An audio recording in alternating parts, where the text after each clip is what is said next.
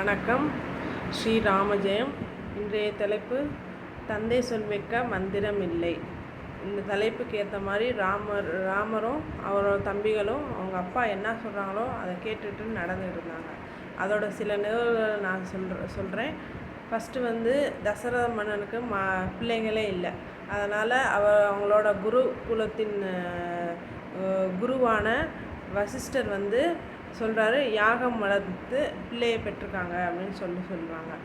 அவங்களும் அதே மாதிரி யாகம் வளர்த்து தவம் செஞ்சு 3 மனைவிமார்களும் மாசமாக இருந்து 4 பிள்ளைகளே பெற்றிருக்காங்க. அவங்க தான் ராவணன், லட்சுமணன், பரதன், சத்ருகன் 4 பேரும் பிறக்கிறாங்க. 4 பேரும் பிறந்து நல்லா எல்லோரும் சந்தோஷமாக இருக்கிறப்ப 5 வயசு ராவணனுக்கு 5 வயசு ஆகிறப்ப அவங்க அப்பா தசரதர் சொல்கிறாரு, நீங்கள் 4 பேரும் குருகுலத்துக்கு போய் பயிற்சி பெற்றுட்டு வரணும் அப்படின்னு சொல்கிறார். ராவணன் எந்த ஒரு கேள்வியும் கேட்காம, சரிங்கப்பா நீங்கள் சொல்கிறது கரெக்டாக தான் இருக்கும் அப்படின்னு சொல்லிவிட்டு நாங்கள் வெறும் குருகுலத்துக்கு போகிறாங்க. இது ஒரு நிகழ்வு. இன்னொரு நிகழ்வு என்னன்னு பார்த்தீங்கன்னா, குருகுலம் போய் 14 வருஷம் படித்து முடிச்சுட்டு எல்லா பயிற்சியும் பெற்றுட்டு வருவாங்க. இங்கே அயோத்திக்கு வருவாங்க. அயோத்திக்கு வந்த உடனே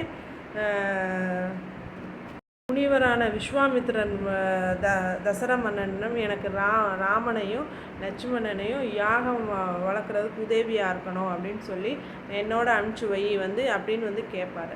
அதுக்கு தசரதன் அதே மாதிரி ராமனையும் லட்சுமணையும் கூப்பிட்டு சொல்லுவார், சரிங்கப்பா நானும் அண்ணனும் தம்பியும் போகிறோம் அப்படின்னு சொல்லி அவங்க அப்பா சொல்கிறதுக்கு எதுவுமே மறுப்பு தெரிவிக்காமல் அவர் விஸ்வாமித்திரர் பின்னாடியே போயிடுவாங்க. இன்னொரு நிகழ்வு என்னன்னா, இது 3வது நிகழ்வு என்னன்னா, இவங்க 14 வருஷத்துக்கு அப்புறம் சீதை கல்யாணம் ஆகும். சீதை கல்யாணம் ஆனதுன்னு தசரதர் சொல்லுவார், முடிசூட்டணும்னு சொல்லுவார்.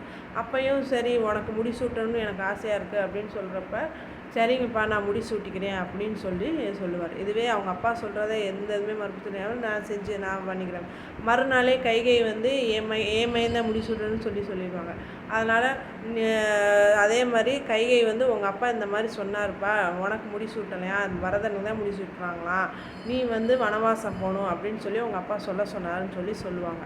அதையும் எதிர்த்து தெரிவிக்காமல், சரிங்கம்மா நான் வனவாசம் போயினே தம்பிக்கு முடிசூட்டுங்க அப்படின்னு இந்த எல்லாத்தையும் வச்சு பார்க்குறப்ப ராமன் அவங்க அப்பா சொல்கிறதே நம்ம வாழ்க்கையின் மந்திரமாக எடுத்துக்கிட்டு தந்தை சொல்மிக்க மந்திரம் இல்லை என்று அவர் வாழ்நாள் முழுவதும் அந்த இதை கடைப்பிடிச்சிக்கிட்டே வந்தார். அதே மாதிரி தான் இங்கே எப்படியோ அதே மாதிரி ராவணனோட மகன் இது மேகநாதன் ஒருத்தர் மகன் மேகநாதன்.